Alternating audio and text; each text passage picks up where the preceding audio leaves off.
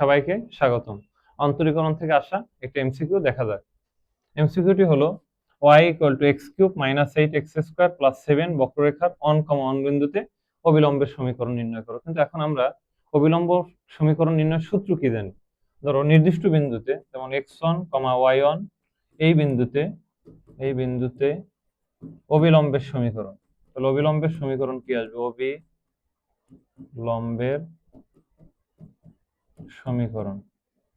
অবিলম্বের সমীকরণ কি?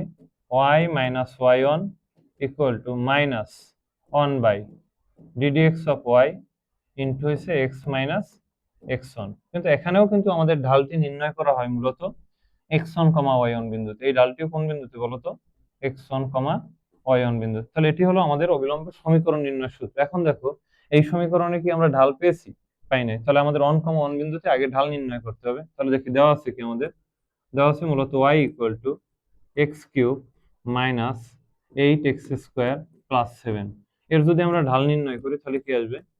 ddx of y এটিকে যদি করি x⁴n এর সূত্র অনুসারে, তাহলে কি আসবে? n x n - 1 মানে 3 - 1 মানে 2 -8 কনস্ট্যান্ট, x² কে করলে কি আসতেছে আমাদের?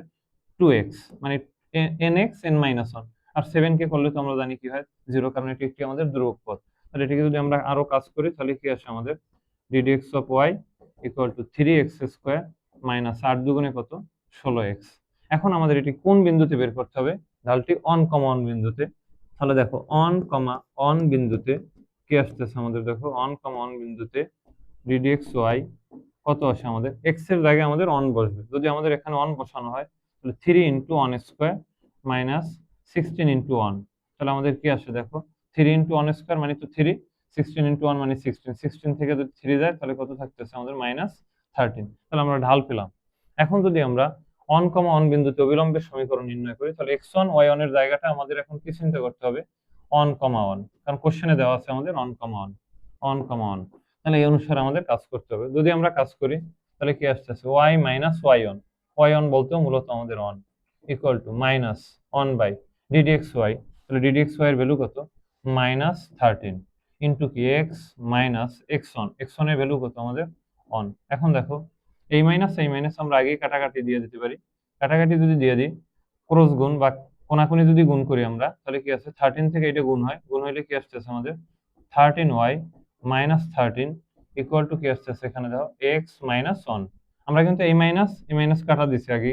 তাহলে আমাদের এখানে কি আসতেছে দেখো, আমি যদি আদর্শ আকারে বানাই তাহলে আমি 13y কে ছেড়ে নিয়ে যেতে পারি, অর্থাৎ মনে মনে নিয়ে গেলাম। তাহলে x - 13y আর +13 থেকে যদি -1 যায় তাহলে কি আসবে আমাদের? -13 যেহেতু ওই পাশে গেল, তাহলে কি +12 ইকুয়াল টু কত? 0। তাহলে এটি কি আমাদের অবিলম্বের সমীকরণ। এখন দেখো, এখানে আমাদের একটি কোশ্চেন দেওয়া হয়েছে যে y = 2/x² বক্ররেখার -1, 2 বিন্দুতে অবিলম্বের ঢাল নির্ণয় করো। জাস্ট শুধু ঢাল নির্ণয় করতে বলছে। তাহলে ঢাল নির্ণয় করা মানেই তো এই পর্যন্ত করা, মানে এর বাইরে আর করতে হবে না। দেন শুধুমাত্র তুমি ddx y বের করে x এর জায়গায় -1 বসাও, y এর জায়গায় 2 বসাও, এই অনুসারে ঢাল পাও, দেন তোমার অ্যান্সার আসবে একই প্রক্রিয়া।